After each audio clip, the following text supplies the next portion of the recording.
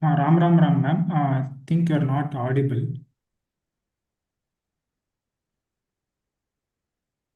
Hello. No. Namaskaram. Can you Hello. hear now? Yes, now I can hear ma'am. Yes. Oh, very sorry. I did the Mangalam. Can you we just do it? Yes, ma'am.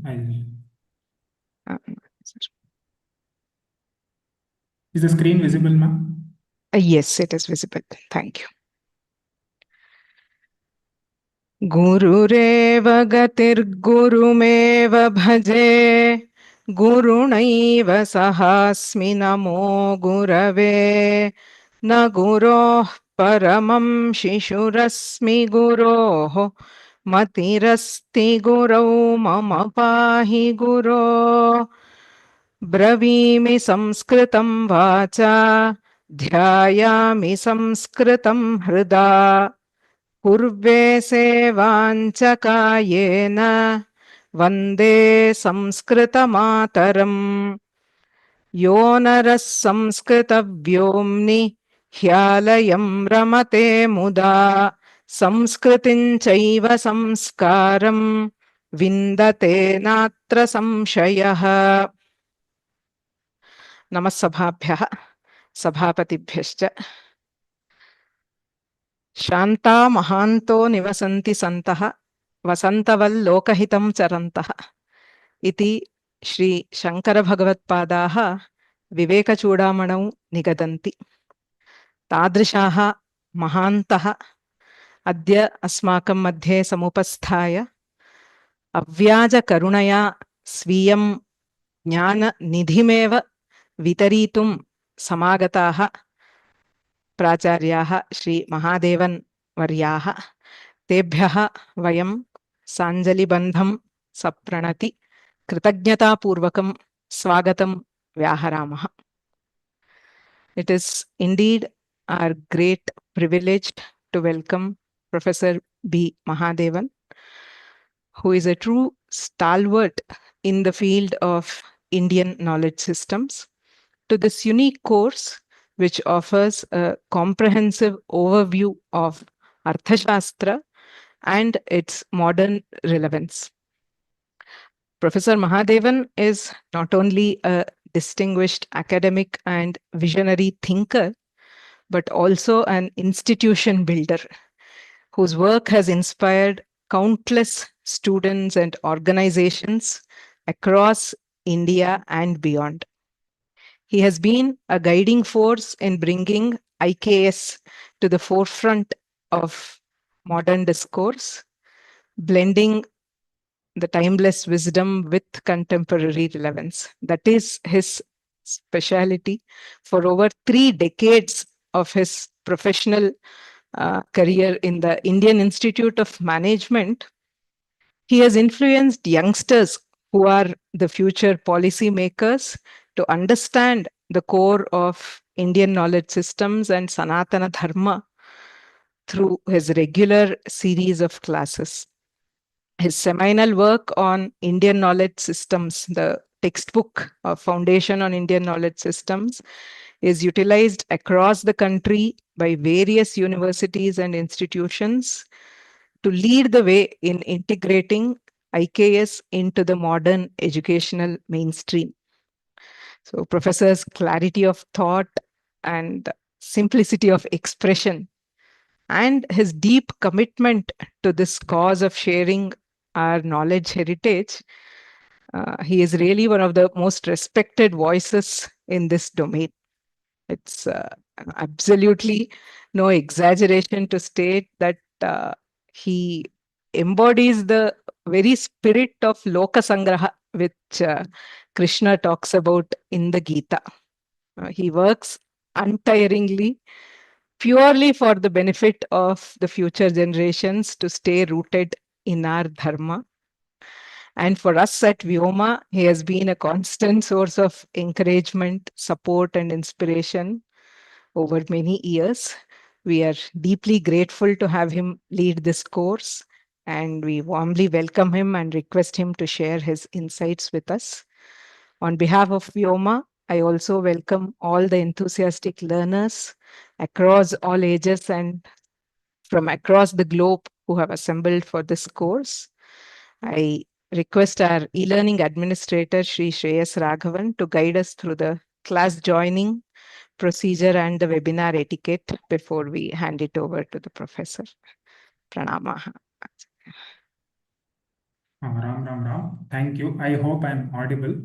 I'll just take a couple of minutes to share some general instructions on how to join the class and access the recordings. So there are three ways in which you can join the class. So one is through your browser on the PC or mobile.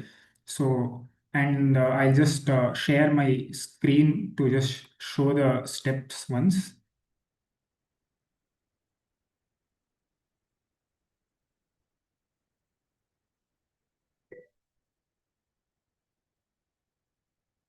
So once you come to our website, Sanskrit from Home, you can click on login here. And then if you enter your credentials, you will be taken to the student dashboard. And once you enter the student dashboard, you can see here under the section today's classes, you will be able to see the classes. And once the teacher has started the session, the join now will be available. You can click on join now, and then you can enter the class. So this is through the browser, and through email also you will receive reminders 1 hour before the session starts, and also once the teacher has started the session. So you can click on the link, which will again take you to the student dashboard, and you can click on join now and enter the class. And the third way is through the mobile app. Here it is the easiest way. You just need to open the app, and you can directly click on the link and join the class. So the important point is only once the webinar has been started by the teacher or the host, you will be able to see the join now option. So please keep refreshing the page or wait for the class to be started, and then you click on join now. Some frequently asked questions. So will I get access to the session recordings? Yes, both audio and video recordings of all classes will be available, and they will be uploaded to the course as soon as possible. Since the classes will be daily, we will upload them before the next class. And the recordings can be accessed again in the student dashboard. Here under continue learning, if you click on the course, here you will be taken to the curriculum, and here under the content section, you will be able to access all the recordings. And even in the app, it will be the same way. I have attached the screenshot here. Under curriculum, you can see the recordings.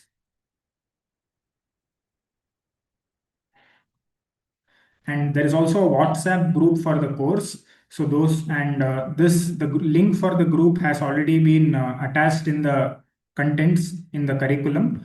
You can access them in your student dashboard. I will also be sharing the link in the chat box after I am done with this presentation. And please join the WhatsApp group for enabling the course. And you can join from either PC, Android, or iOS devices. And just some webinar guidelines, all of you will be muted by default. And all of your questions you can post in the Q&A section that will be available in the webinar. And the teacher will take them up at his discretion, either in the same class or maybe in the next class. And please try to keep your questions very short and very relevant. And also try and use headphones for a better audio experience. And just a quick update on those who are not yet aware, we have the Sanskrit from Home mobile app. As I mentioned, it is very easy to join the classes, and you can join the classes very quickly. You can also access all the content, and you can also take up exams. Everything you can do from a browser, you can do it from the app in an easier way. And those who have not yet downloaded, I request them to kindly download the app. I will be sharing the links in the chat as well. And in case you have any questions regarding how to join the course or anything related to accessing the recordings, you can email us at this email ID or call our support number. Now, I would like to stop here and I request Mahadevan sir to kindly take over.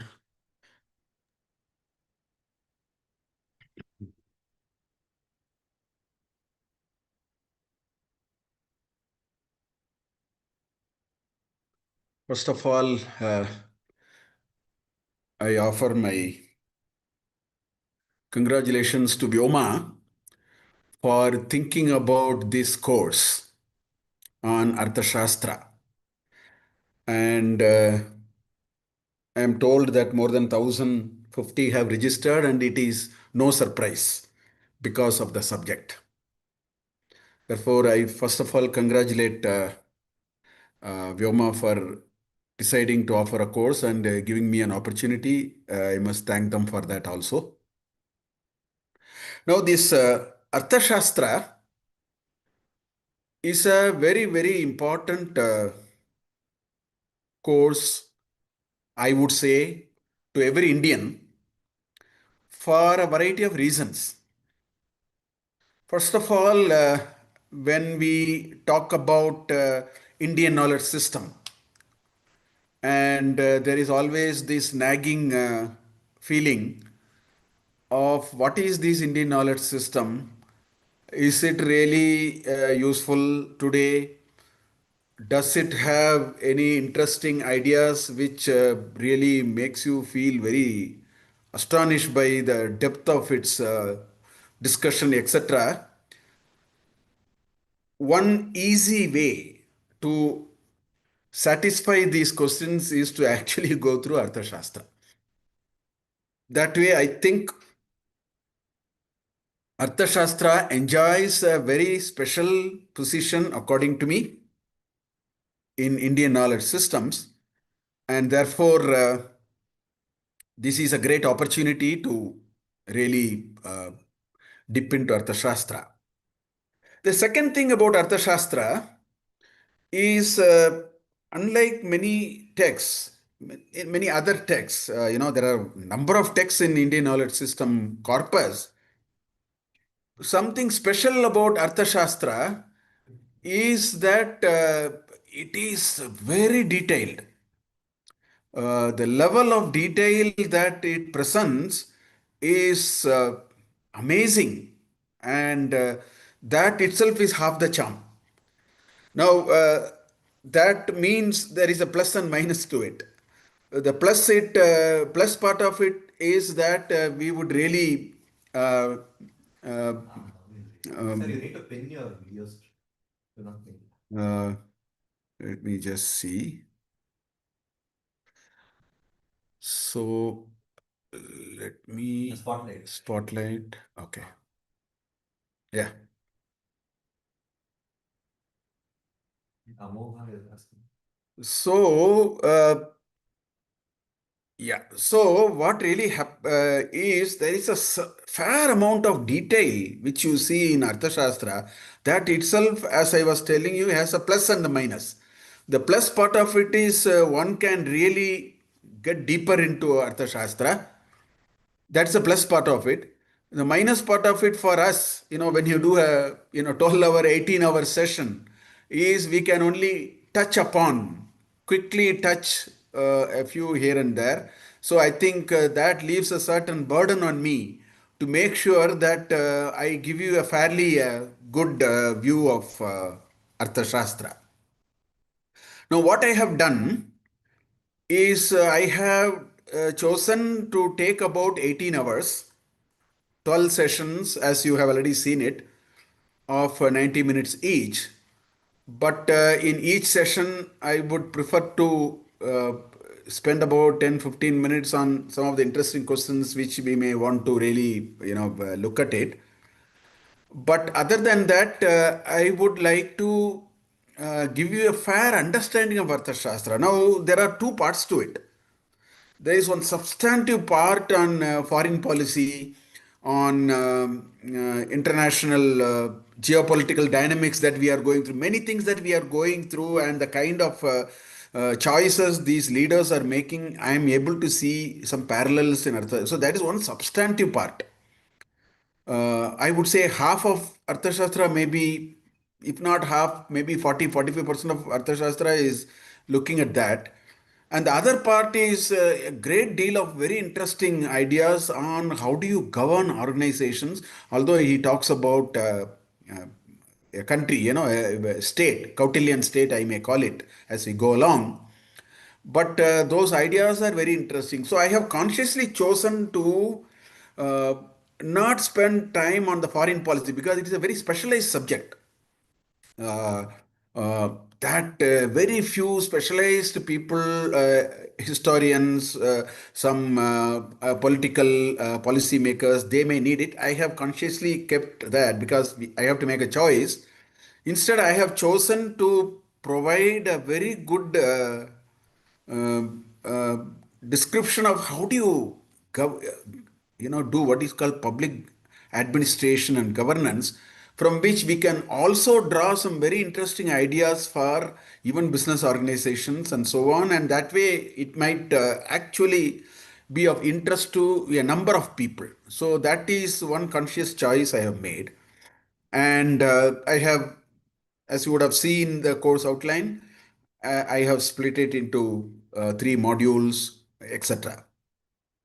The other thing that we are doing, I think I am very thankful to Vyoma for thinking of it, is they have very beautifully done it like a nice structured course so that if universities can allow their students to take this course, I think they will conduct an exam also and get certified. So in today's academic bank of credits, if people can transfer credits, it will be very good. We are hitting 3 mangoes with 1 stone. We get an appreciation of Indian knowledge system.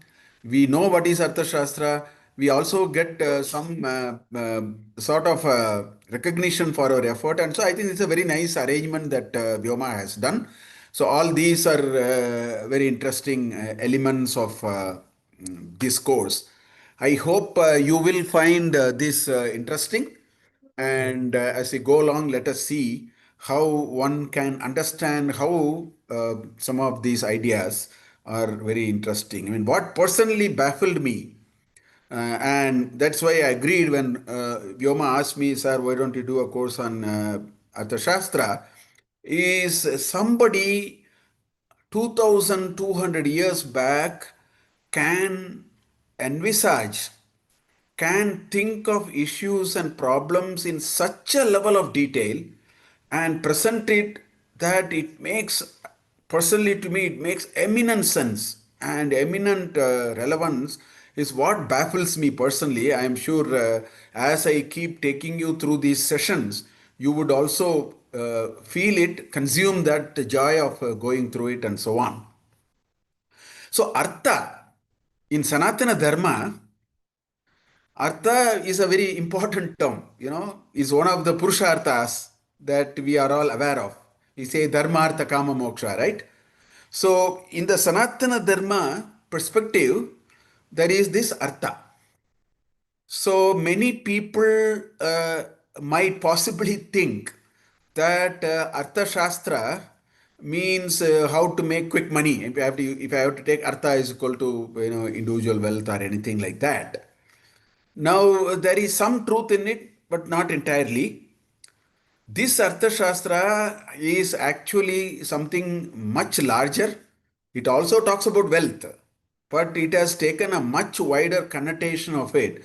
So, what we would do is we will start this entire discussion with a certain understanding of this word Artha. Today, what we will do is we will try to understand what is this Arthashastra as Kautilya has seen, what does it have, what kind of things are discussed, what is the Swarupa of this Shastra. As you know, Shastra in our Sanatan Dharma, Shastra means science. Shastra means a structured body of valid knowledge. That is what is called Shastra. So, Arthashastra is a valid means of knowledge which confines itself to a broader understanding of what is called Artha. So I think we will start there. So let me start this whole course with a certain understanding of the term Artha, and then let us move on from there. I hope my slides are visible to everyone as I am using some slides. If somebody can just indicate it in Yes, the sir. chat, that would be, yeah? Yes, sir. It's visible. Okay, thank you. So we will first start with what is this Artha? Because I think in right earnest, we must get that part of it quickly clarified. And surprisingly, Kautilya also, in his very first mantra, if I have to say, he has defined Artha. I think that's how he has also started. So let us start with the meaning of the word Artha. Essentially, this is the first mantra in the first book in the first chapter. So I'm using a 3-digit notation as you can see here. 1.1.1. Throughout we will use a notation like this. The first digit is the book. So when you say 1, that means book 1. The second digit is the chapter. So in the book 1, first chapter. And the third one is the mantra, because each chapter may have a certain number of mantras. So 1.1.1 literally means that we are talking about the very first mantra in Arthashastra. What is it saying? Prithivya labhe palanecha yavanti Arthashastrani purvacharyaihi प्रस्थापितानि प्रायः तानि संहृत्य एकम idam अर्थशास्त्रम कृतम. This is how Kautilya starts. He says, look at what he's saying. He says, Prithivya labhe. Right? That is what he's saying. He's saying that you have to gain Prithvi. Prithvi means Bhumi. So how do you acquire Bhumi? How do you acquire Prithvi? Labha is acquiring. Palane means protecting.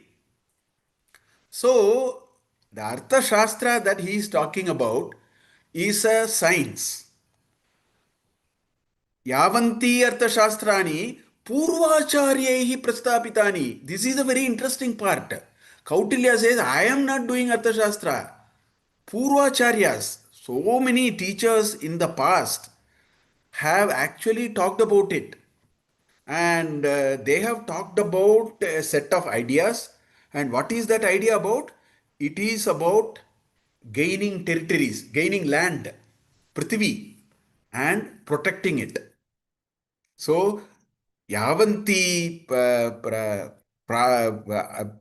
Arthashastrani Purvacharyahi Prastapitani, told by the earlier teachers, Prayaha Tani Samhritya, I am only collecting all of them. Samhritya, Idam Arthashastram Kritam, Maya Kritam, not Aham, Maya Kritam iti, we have to take it like that.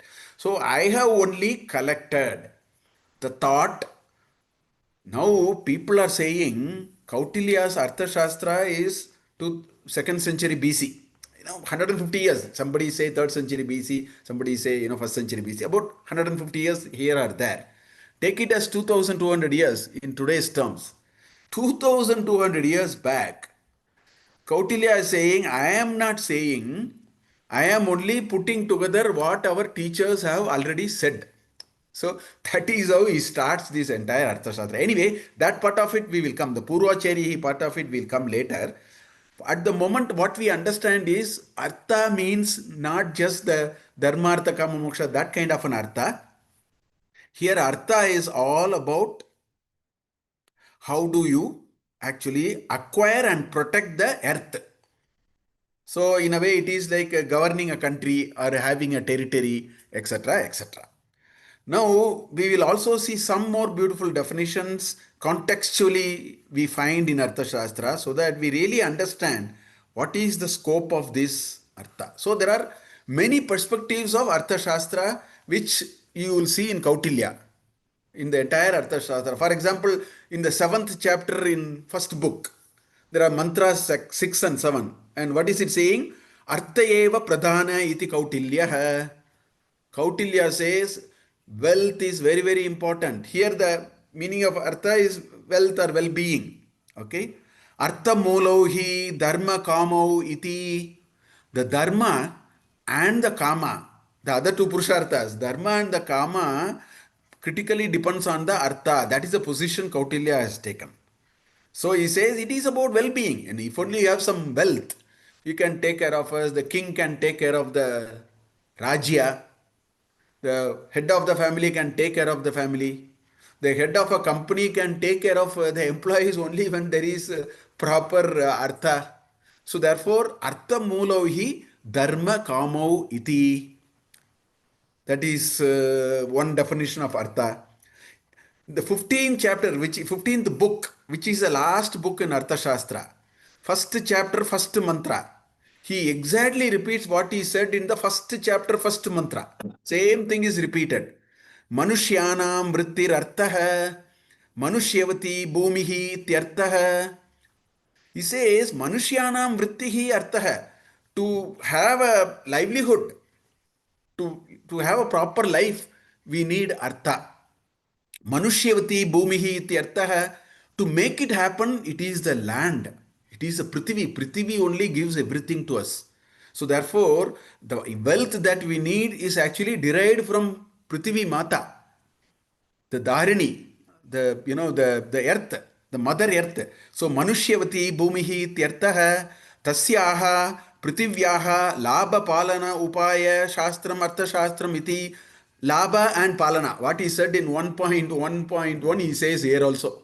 That prithvivyam labha palanecha upayaha. That which helps. That shastram is arthashastram. So it's all about saying, if only you have a good endowment of land, that generates wealth. And that wealth is what goes to citizens. And that is why citizens are all happy, people are all happy. So the wealth, every part of wealth comes from Bhumi. That is the position he has taken. That's why he is also talking about wealth. But he calls it as Arthashastra. Okay. Then in the first book, fourth chapter, there is a third mantra. There he gives a different perspective. He says, Anvikshiki Treyi Vartanam Yogakshema Samadhano Dandaha. He says Arthashastra is all about Danda. Means a certain kind of control. Or Yogakshema Sadhanaha Dandaha. The sadhana, to make yoga and kshema happen, you need danda. Tasya nitihi danda nitihi.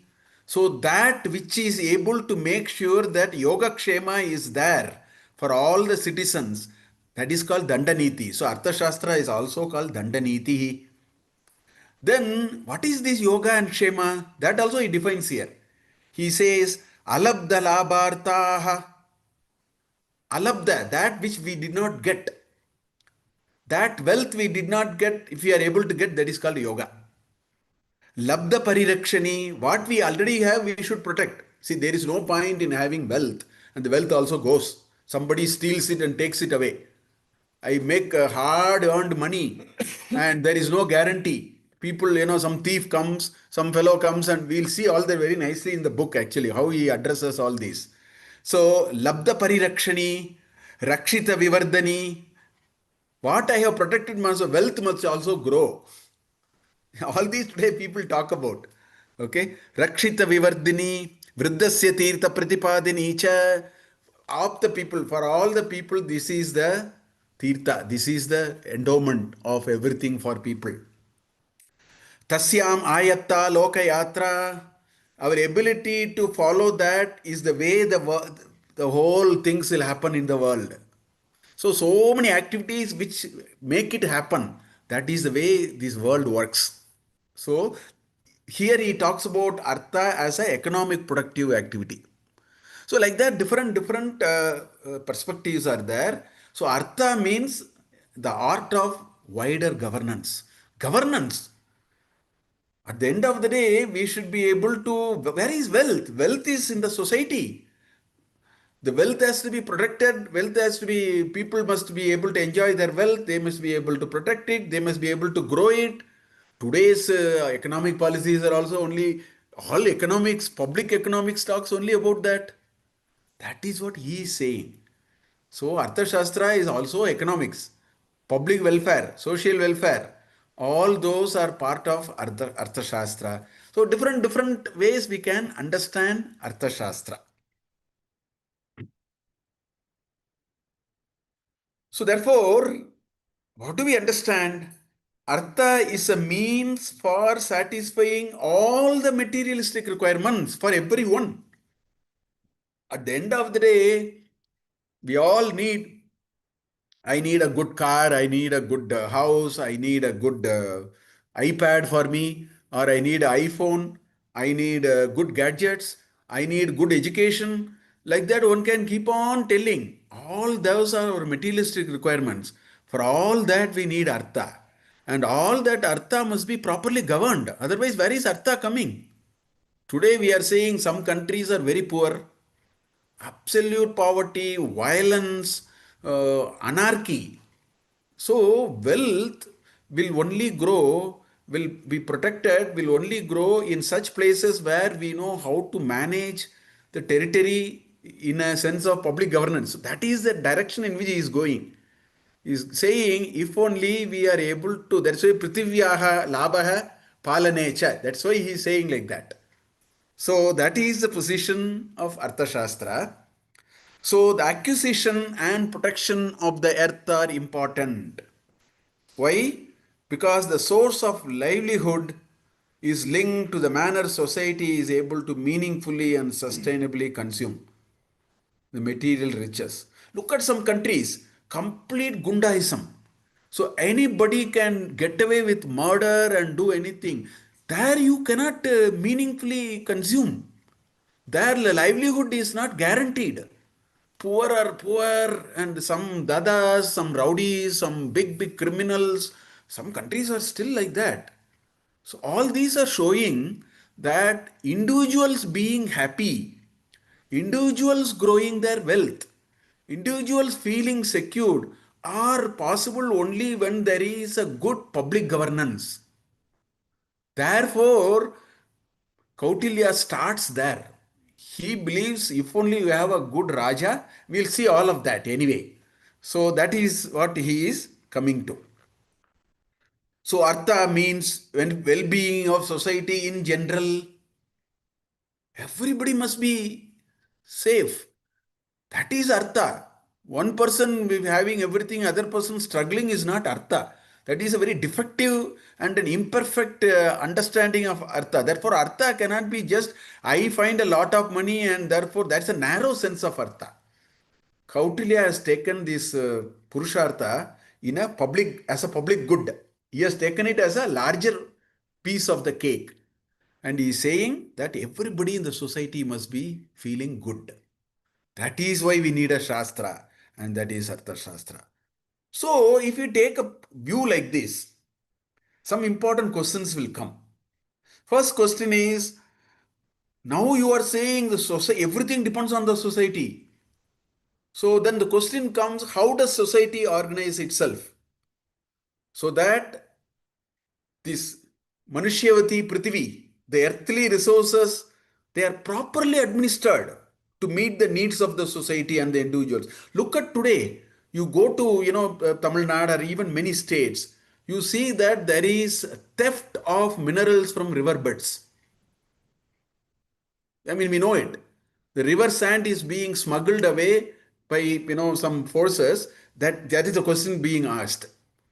How are you going to organize the state? How does the state, how does the governance, how does the government and the governance make sure that the resources are properly administered? And today we can see a lot of imperfection. That means we have not reached the perfection of what Arthashastra is talking about. The earthly resources must be administered so that the needs of the society and the individuals are properly taken care. How are we going to do it? This is one question that will come. And Kautilya will give samadhana for it. How should we establish methods for controlling consumption? When in modern economics, they are talking all these. How do we establish methods for controlling consumption so that it is available fairly to everyone? You have some mechanism by which everything is available for everyone, right? So, to take a simple example, if there is too much crowd in the temple, you cannot say that only with a 100 rupee ticket you can get into the temple. That means it is not available for everyone. So, you should have a Dharma Darsana, you should have a special ticket, you can have a 100 rupee ticket, 500 rupee ticket, 1000 rupee ticket. Like that, resources will be competed. Everybody wants a resource. Everybody wants to have darshan of Balaji at the same time. There is only so much space and time. So you have to now manage it. Like that, the country also has to be managed. How do we establish methods for controlling consumption so that everybody gets a fair chance given whatever? This is another important question in public governance, right? Arthashastra will possibly try to answer these questions.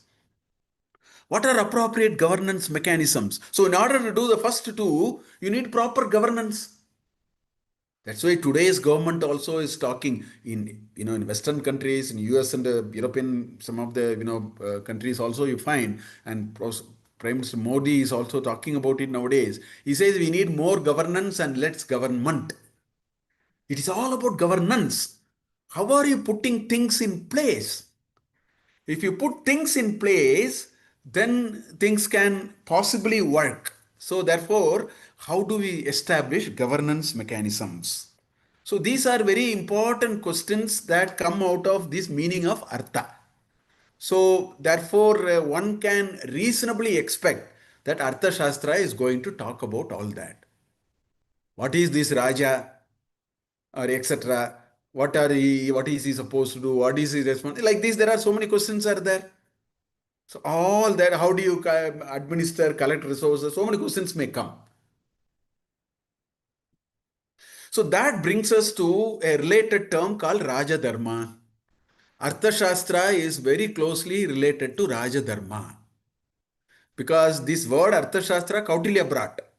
But what Kautilya argued, what Kautilya presented, that this is the way we have to administer a state. Earlier teachers were using words like Rajadharma or Dandaniti. These are the words that are used. So we need to get clarified. So what is Rajadharma? Rajadharma provides detailed guidelines and instructions for governance and public administration, because it is all society. It's a public. So it is public governance and administration. That is what Rajadharma is all about. And what is it doing? It defines a structure to the institution. It can be a Raja, it can be a democracy, it can be a Sarvadhikari, but there is a structure. Sarvadhikari may be there, or a democratically elected, or a king parampara, Raja parampara, whatever it is. Basically, Rajadharma says there must be an institution ruling a state, and therefore powers and duties of the king. Rajadharma says what is a king supposed to do? The responsibility of the citizens to contribute to the state exchequer. See, today we are all paying tax. Why? Because with our money only the government can do some schemes. So same thing. Rajadharma must provide all those ideas. Otherwise, where is Raja's wealth? He should find a way of collecting wealth which can be put to good use. So state exchequer, which the king can use to provide security and welfare for the citizens and to protect the state from external aggression. Our defense expenditure is very big. Every country, massive, 40% of our GDP or more than that may be defense expenditure, for which we are all contributing. So external aggression. So these are all anyway discussed in Rajadharma. The thing was, when people talked about Rajadharma, king was viewed as a representative of God. Sakshat Bhagavantasya Pratinidhihi. The king was always seen as Sakshat God's avatara. Even if you read Ramayana, even if you look at the Pattabhisheka Sarga, you'll get this feeling. And if you read some of the Puranas, you get this, that the king was given such a high The prajas, the citizens, saw king as a representative of the god. The king was also aware of it, so the king was very responsible also. The burden of that was in the kings.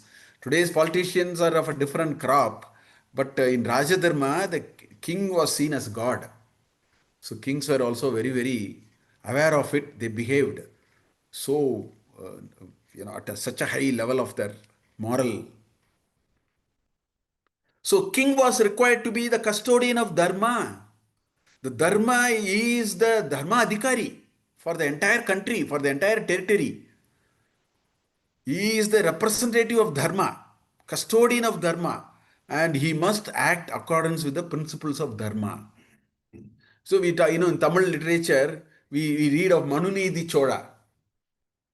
That story is that there was a king's son, the prince, was going on a chariot, and the chariot ran over a small calf.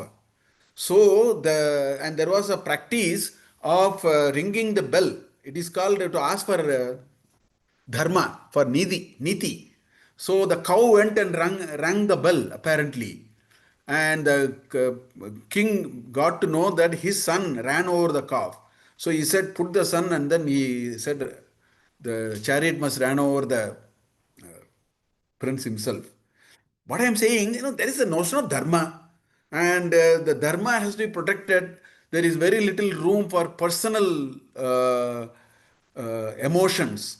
In Ramayana also, you see people interpret Rama's actions very differently, and there are a lot of things happening. At one level, it says if you have to administer dharma, you have to be above everything, even above emotions. So that is what it is. So one finds extensive discussion of Rajadharma texts, discussion all Rajadharma texts, how the king needs to uphold the Dharma. The king has to uphold the Dharma. So this is the precursor to Arthashastra. In the absence of Arthashastra, the Puranas and our texts, our epics also talked about Mahabharata is extensively discussed actually. Anushasana Parva and Shanti Parva and all that. So Rajadharma is the equivalent that we can think of of the Arthashastra. Anyway, so very quickly before we go further, I need to give you a little sense of where all you find Arthashastra. The first source is Mahabharata. In Mahabharata, in Shanti Parva, there is an elaborate conversation between Yudhishthira and Bhishma, where Yudhishthira has covered about how do you administer the Aryavrata, right? So several aspects of Rajadharma are there. Similarly, Anushasana Parva, when the Bhishma Pitamak was on a bed of arrows and he waited for the Uttarayana, until then he waited. What was happening at that time? The war was over. And the Pandavas, particularly the Yudhishthira, went and had a big conversation with Bhishma Pitamaha. That's part of Anusha. So 129 chapters, I think, in Anushasana Parva. So that also has details of Rajadharma. So one big text for Rajadharma is Mahabharata. Then you have Manusmriti. Manusmriti chapters 7 and 9 covers duties of the king and legal justice. How do you administer justice? So the Rajadharma elements are all part of 7 to 9. First 6 chapters of Manusmriti is all about Varnashrama Dharma. Grihastha-ashrama, Brahmacharya, Vanaprastha-ashrama is the 6th chapter. 7th onwards, it is all Rajadharma actually. There are 9, 10 punishments, everything are there. Then of course we have Arthashastra of Kautilya, which we are going to see, which is a very comprehensive treatise on Rajadharma. Anyway, more of that we will anyway see. Then you have what is called Niti Sara of Kamandaka. It's called Kamandakiya Niti Sara. This is also very popular. And he was completely he was impressed with Arthashastra. So this is like a clone of Arthashastra. Kamandaka was so impressed with Kautilya's work, so he followed it very closely. He was inspired by Arthashastra, 20 chapters. deals with the obligations of the ruler, governmental organization, principles and policies of the government, interstate relationships, ethics of envoys and spies, varieties of battles. So Kamandakiya Nitisara was known to people, 11th century and onwards and all that, I think, Nitisara. Then you have Manasollasa or Abhilashitartha Chintamani of Someshwara 3. This is, I think, 16th century or a little earlier than that. I don't know the date correctly. Around 16th century, I think. It is an encyclopedic work covering many topics, including Rajadharma, medicine, horticulture, perfumes, food, architecture, games. So the first two books apparently cover issues related to Rajadharma in about 1600 shlokas, 40 chapters. Qualifications of a king and the minister, the duties, moral characteristic, governance, economic matters, all those. Then you have this Rajaniti Ratnakara of Chandeshwara. This is another book on, I would say, Rajadharma. Deals with various topics in 16 chapters. Discuss the king and his ministers, fort, army. You will see many of them seem to have a certain resemblance to Kautilya's Arthashastra. Administration, appointment of a new king, all those are talked about in this work. Then this is Dandaniti, this is Chhatrapati Shivaji's Senadipati, this Keshava Pandita. Keshava Pandita is actually, this is a very famous work, I am told. It is very specialized on criminal justice, on particularly it is very well known for criminal justice, Dandaniti of Keshava Pandita. I think he is the minister, he is the Senadipati of Chhatrapati Shivaji. So 17th century, 18th century work actually. These are some of the nice, I thought while we see Arthashastra, we must also know what are some of the other related works. Definitely for those who are interested after these 12 sessions, I would expect at least 50 of you to get a serious interest on public administration, Rajadharma. Please start with the Anushasana Parva and Shanti Parva of Mahabharata. That will be really good. And then one can get into all these kind of things and so on. So, since I talked about Mahabharata, a few quotations here. You know, there is this Samapta Vachane Tasmin Arthashastra Visharadaha Partho Dharmartha Tatvajnaha Jago Vakyamatandritaha. I mean, it is in the midst of a conversation. Samapta Vachane, having stopped that thing, Tasmin Arthashastra Visharadaha Parthaha. So the Partha is Ustad, is an expert in Arthashastra. That's what this reference comes in Mahabharata. Arthashastra Visharadaha Parthaha Dharmartha Tatvajnaha cha Vakyam Atandritaha Jago. He started talking, something like that. I mean, it is in the midst of that conversation, right? Or Yacharthashastre Nripasishta Juste is another place in which you get this quotation. Nripaha, Sishta Nripaha, Sishta, good kings. The great kings actually make use of Arthashastra. Arthashastra is followed by Juste, you know. Arthashastra is followed by great kings. There is a reference like that coming in Mahabharata. So the word Arthashastra is also used in Mahabharata.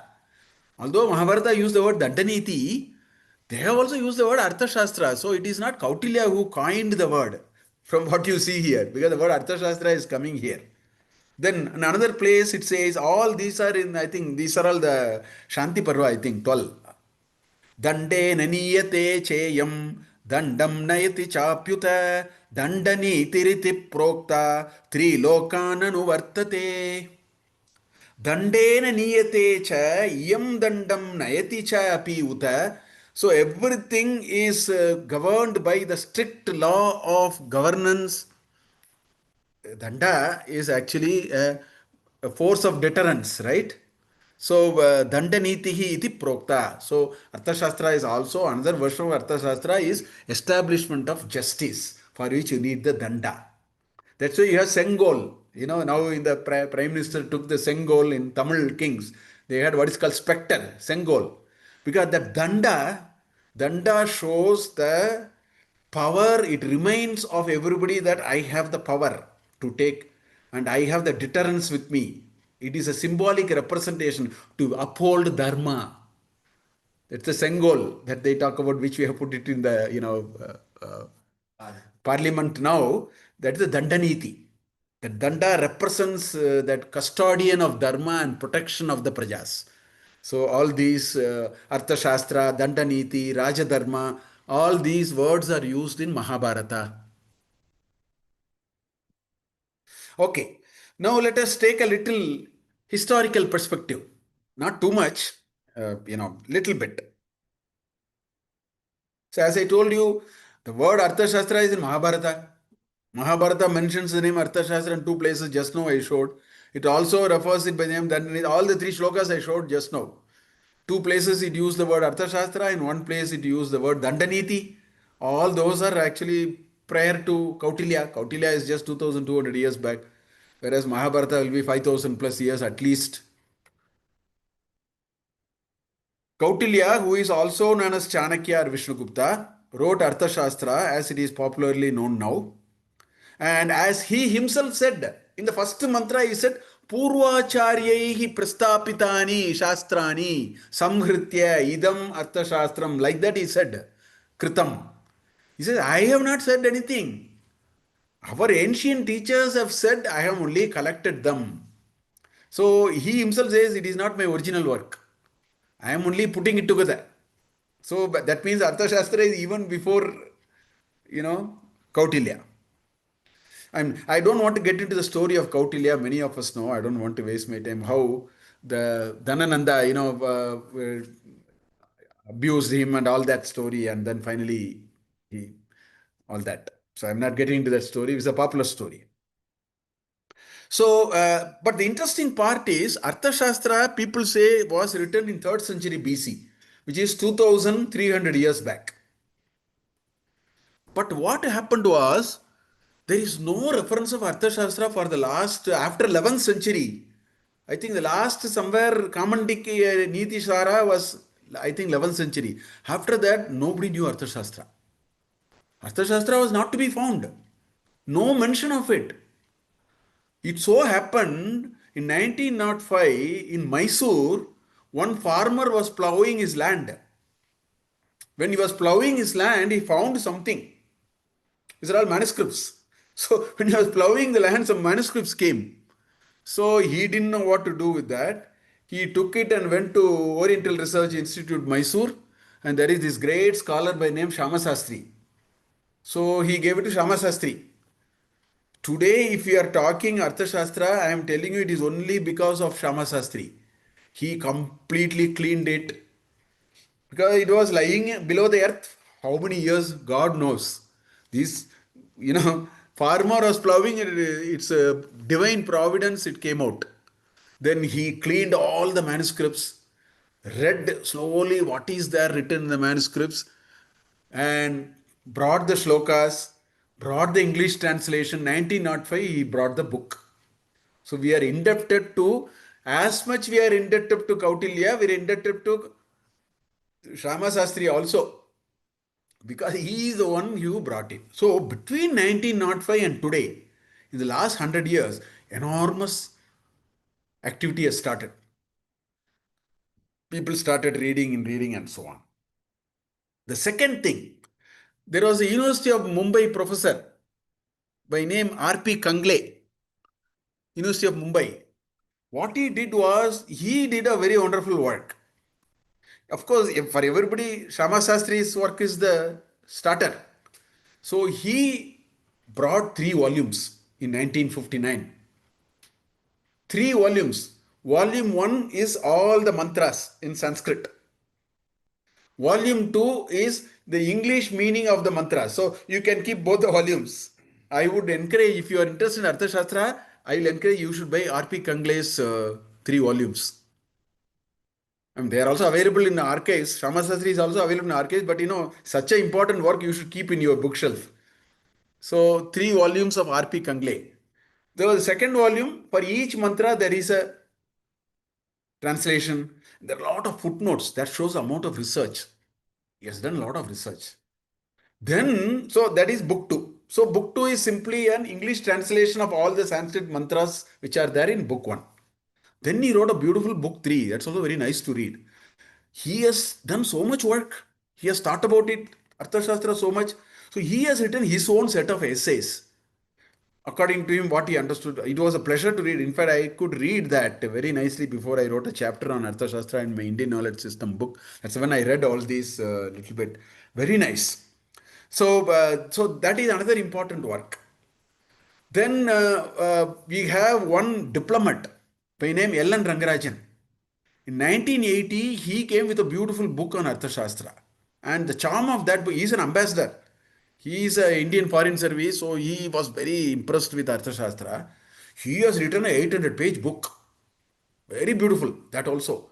So if somebody has to really dip into Arthashastra deeply, my advice is keep Shamasastri, which you can download from archives. R.P. Kangle, 3 volumes. L.N. Rangarajan book. I think we are on a sound footing to really consume Arthashastra that we want, and so on and so forth. Of course, there is one T. Ganapati Shastri of, I think, Swadhi Tirunal Court or something, Trivandrum.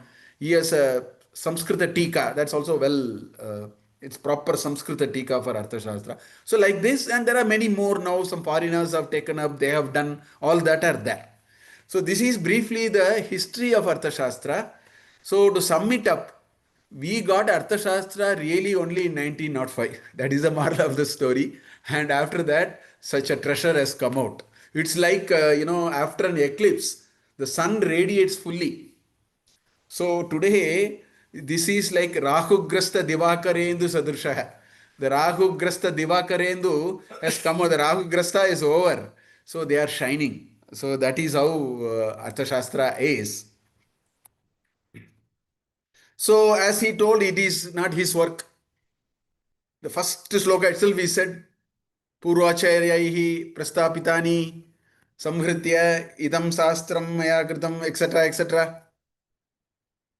But it's very nice. In 112 places in the text, in the book, entire book, 112 places, many teachers and their opinions are quoted. He actually brought, no?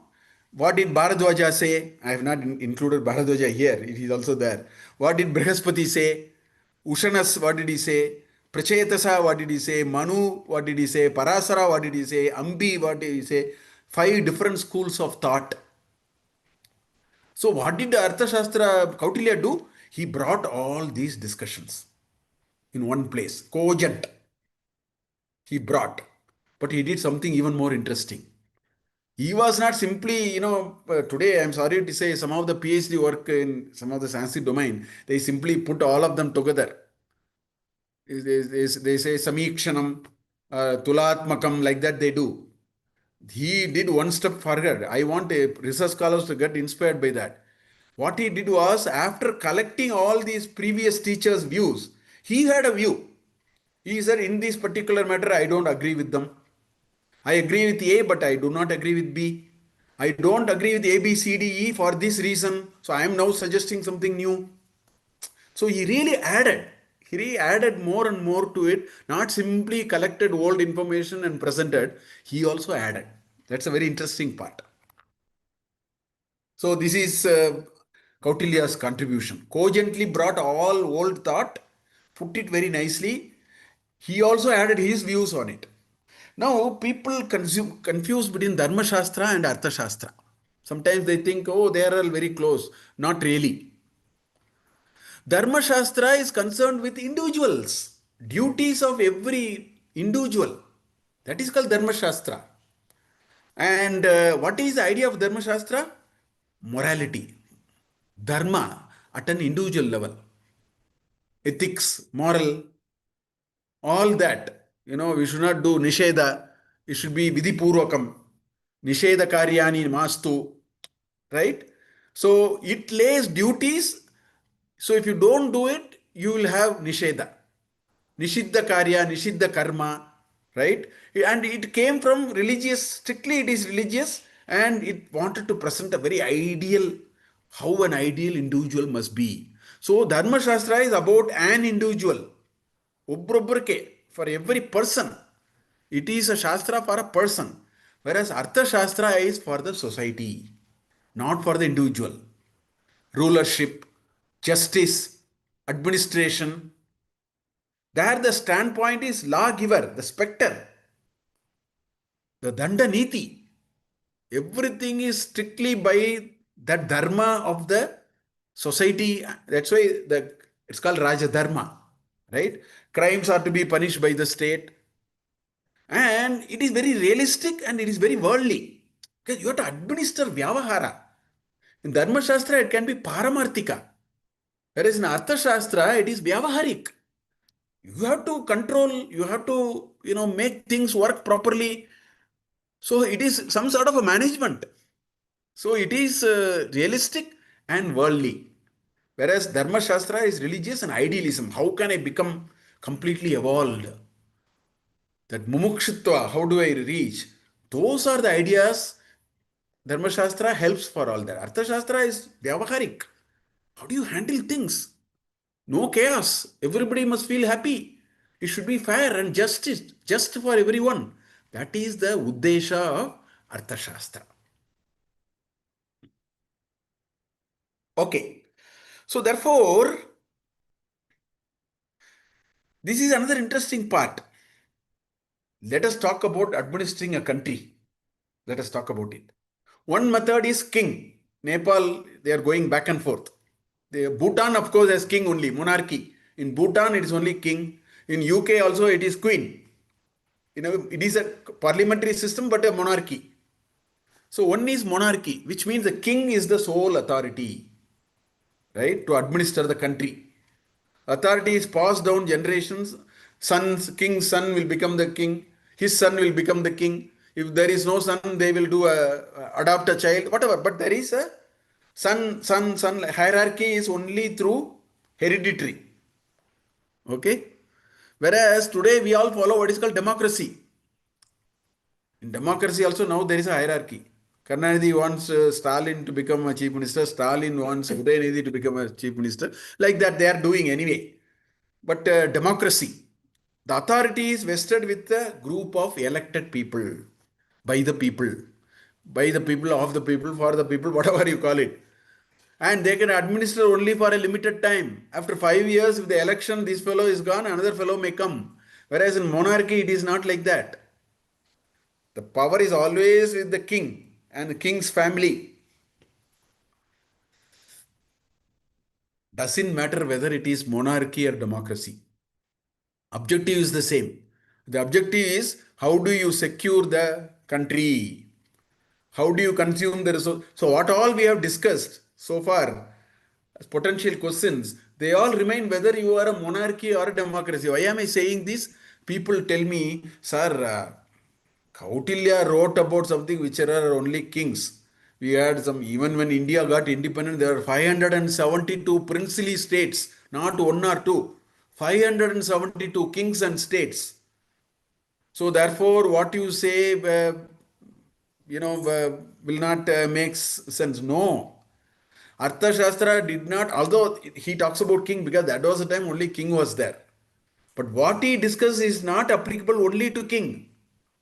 What he discusses is applicable to the core issues that we talked about. How do you make sure you protect the earth? How do you make sure you protect the people?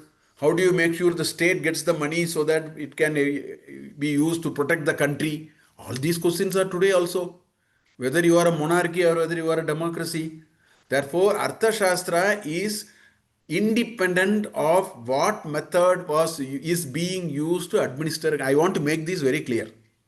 So this question whether Arthashastra will be relevant today, we have to settle that forever. Whatever is the governance, you will find his ideas are very, very interesting. He has such a foresight. He has thought about it so well. So beautifully he has thought about it and then come with a lot of details. What is astonishing is his level of details. I can't even get into all of them. I can only inspire you by showing a few here and there because it is so deep. So many details in everything. That is what baffled me in Arthashastra.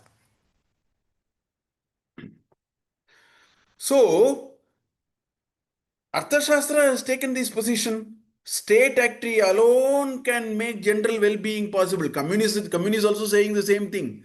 Communism or socialism or free market, all will fold into Arthashastra in some ways, because Arthashastra is also saying the same thing.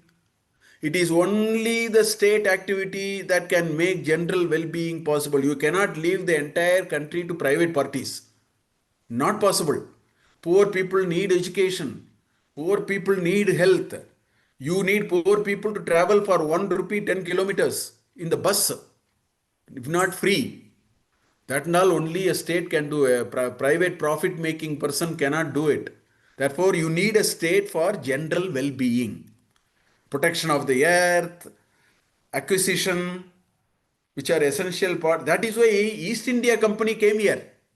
East India Company is only a business. But finally, Britishers only administered India, not East India Company. In 40 years or 50 years, they gave it to, because an individual private business cannot do protection of earth and acquisition and all, not possible. It is only a government can do, a public something can do.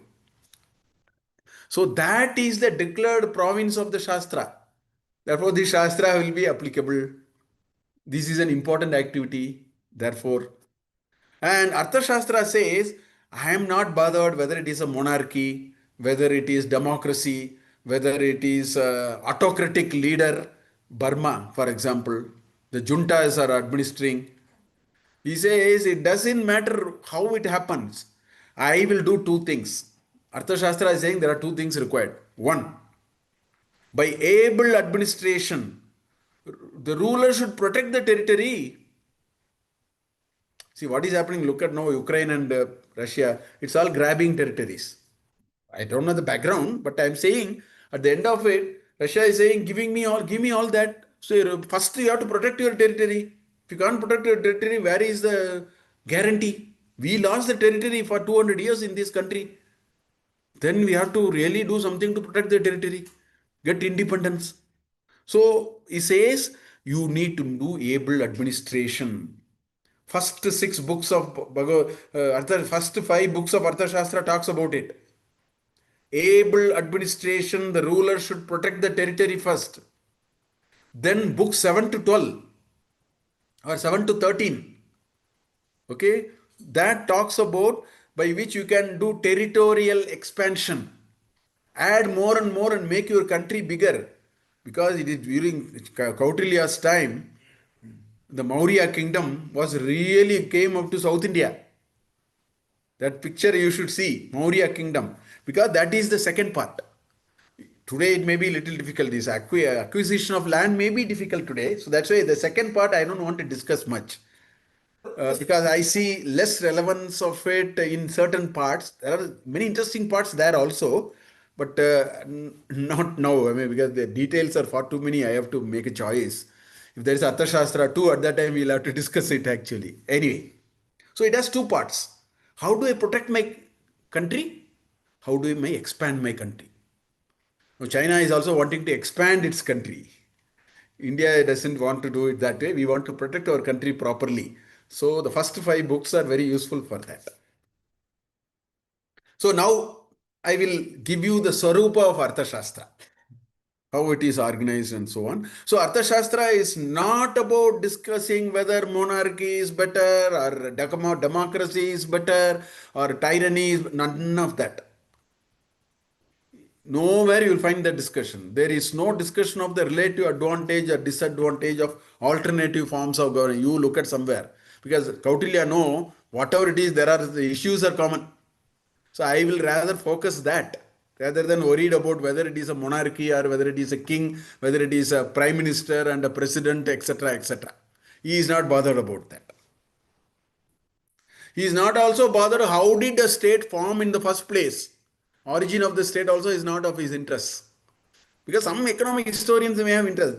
We don't have anything of that kind in Arthashastra. It talks about practical administration. And here is a country.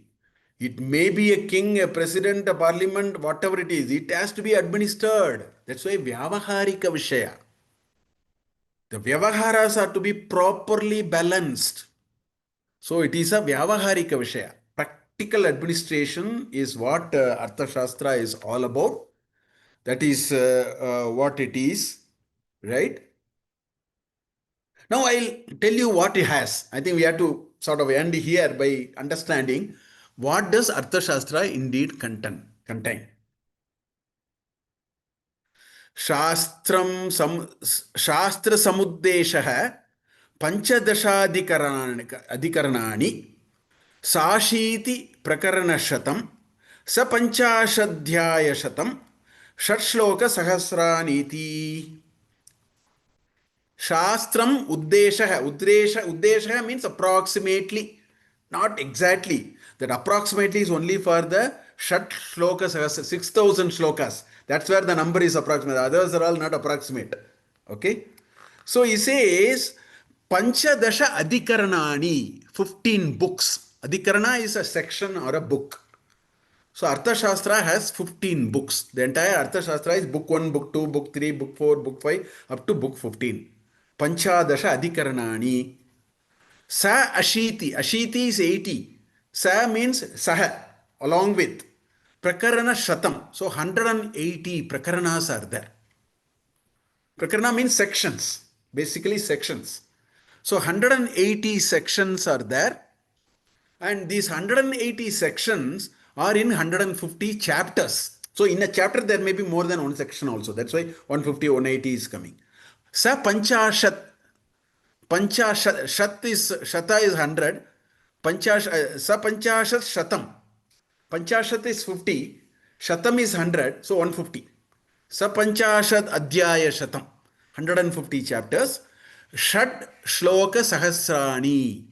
6,000 shlokas. That Uddesha is for the shlokas actually. Approximately 6,000 shlokas. He himself says it. But people are today telling when they counted, because now Dharmashastra has brought everything, they find it is 5,900 or 800 and something. So 6,000 is, he might not have really counted, he would have said approximately 6,000. That is one possibility. Other possibility, some mantras are lost. Whichever way. Today we have about 5,800 and something. All these are in the first chapter of the first book. Okay? Sukha grahana vijneyam tattvartha padanishchitam Kautilyena kritam shastram vimukta grantha vistaram. Kautilya has done it. Vistarena. A detailed text has been done by Kautilya. For what? Sukha grahanam. Easy understanding. And Vijnayam, Visishtena Nyatavyam. I have to properly understand it. Comfortably, I should not have difficulty. Sukha Grahanam. Okay. Vijnayam, Tattvartha Pada Nischitam. The words that are used, you should properly establish the Tattvartha. Kautilyena Kritam Shastram. He himself has said, I have done it.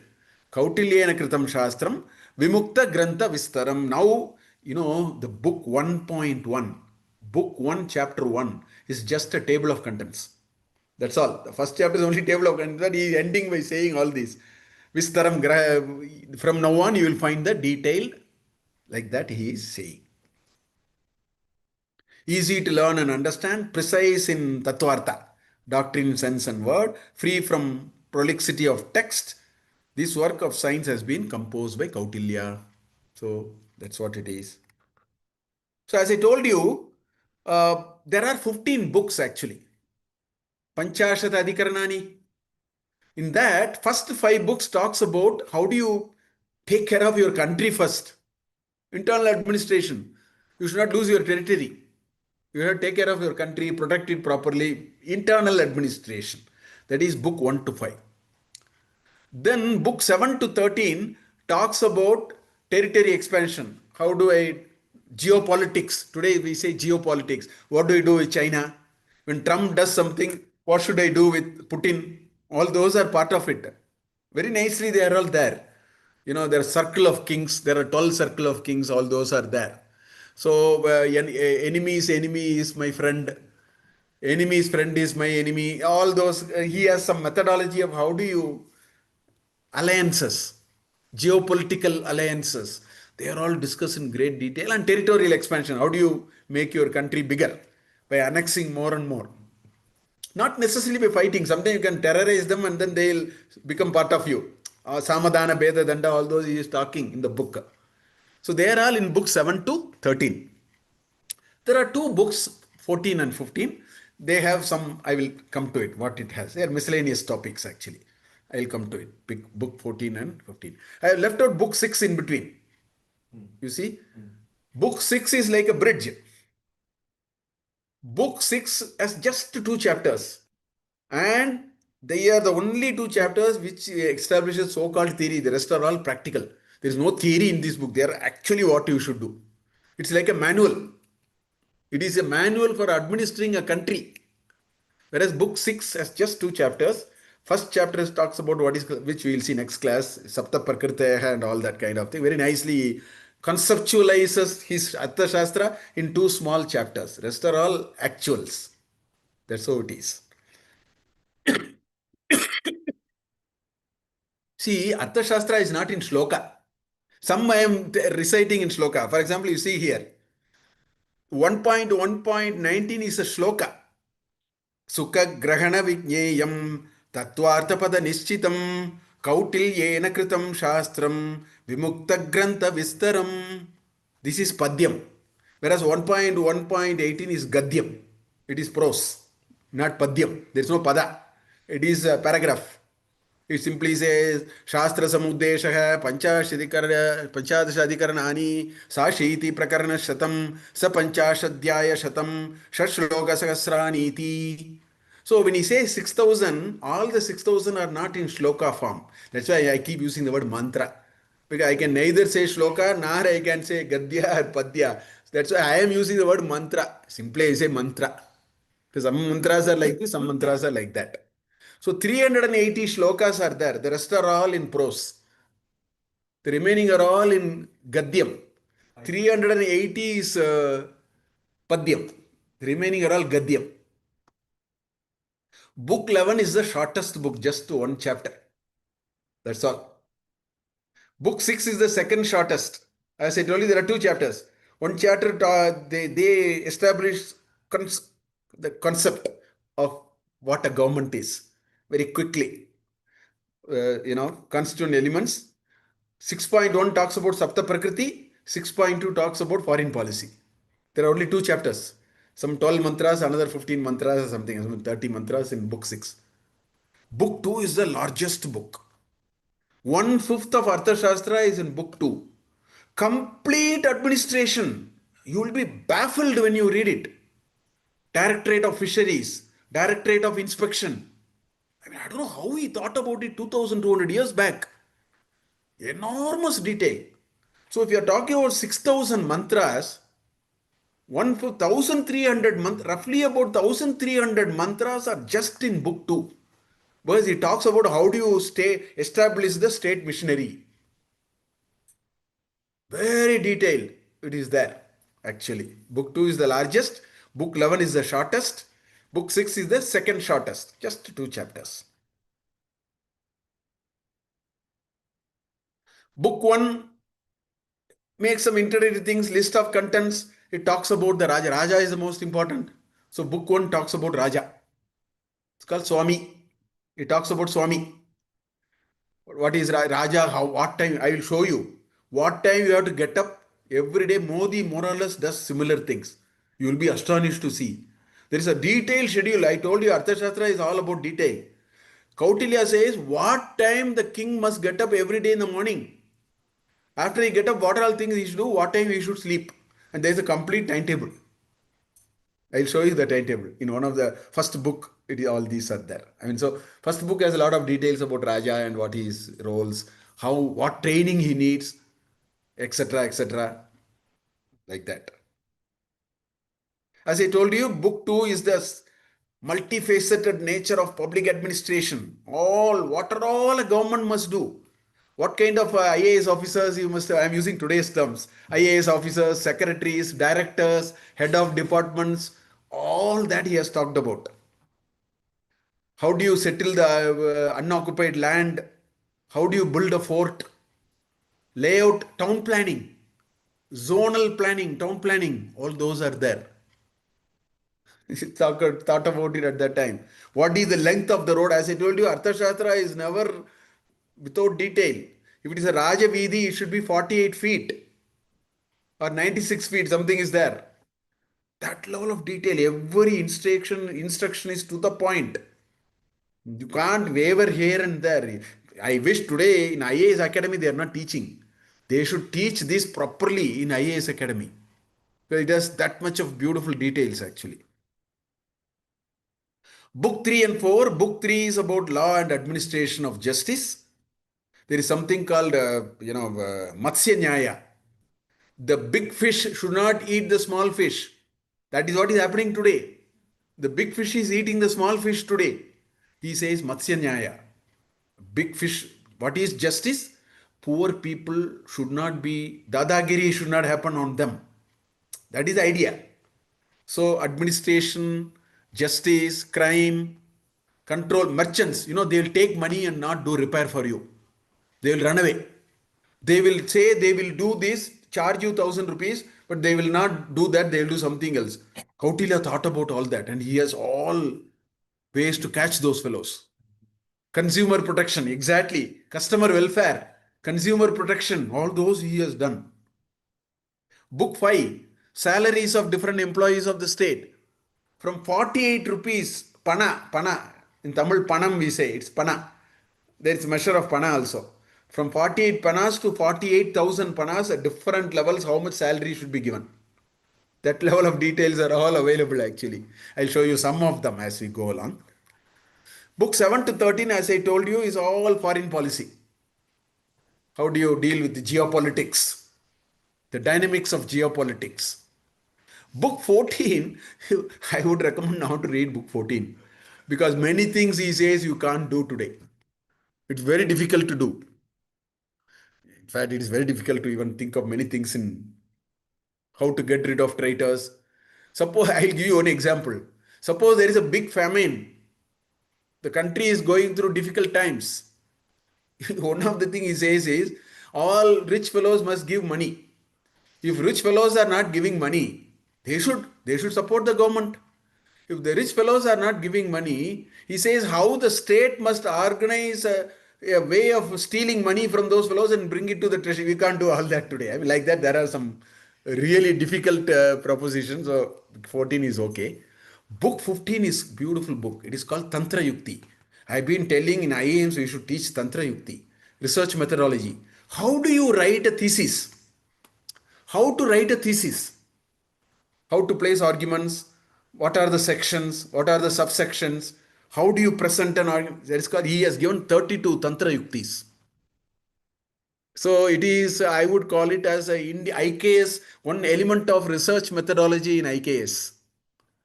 So that is there in book 15. There are 32 Tantra Yuktis. How do you treat a subject? Because he takes his examples from Arthashastra and shows. He is demonstrating the concepts he is saying. He is taking examples from Arthashastra and then demonstrating it. So that's an interesting book, book 50. So it is not Arthashastra, but he uses Arthashastra and talks about Tantra Yukti. So effectively, I will say 13 chapters today, 13 books, very relevant to us. 15th book is relevant for a different reason. It is a research methodology. How do you present something very well and so on. 14 is a little difficult to make use of today. It will be very risky to try what is happening in. Okay. I think I will stop here. We will take these couple of slides are there, but we'll continue this in next class. So in summary, I want to say that Arthashastra is a wonderful text, and we have to wait till 1905 to actually find Arthashastra. But what is so interesting in Arthashastra is extraordinary level of details and extraordinary concern for the citizen welfare maximization that we talk about. That is a big thing in Arthashastra. It has, and he is very upfront. He says, I have not done anything, but although he says like that, he has added a lot of valuable things by disagreeing with many teachers, Brihaspati says this, I don't agree. Bharadwaja says this, I don't agree. In this particular matter, I agree with Ushanas, but not Brihaspati for this following reason. So he also added a lot of value. But more importantly, he has very beautifully and cogently put all topics in such a nice structure and given enormous level of details that makes Arthashastra a very special piece of document. And so it will be our pleasure. As I told you, there is so much of depth, enormous details are there. We can't get into those details, definitely, but we can definitely know what it is. So an interested person can always go further. See, my idea is to make sure that you develop so much interest that some of you can actually take these and then get into very specific elements and read it in great detail and offer courses, do your research, etc., etc. All those are possible. And that is what it is. And with these, I think we will bring today's class to a close and we will meet again tomorrow at 8 p.m. And thank you for this opportunity. And we will meet tomorrow. Shubharatri.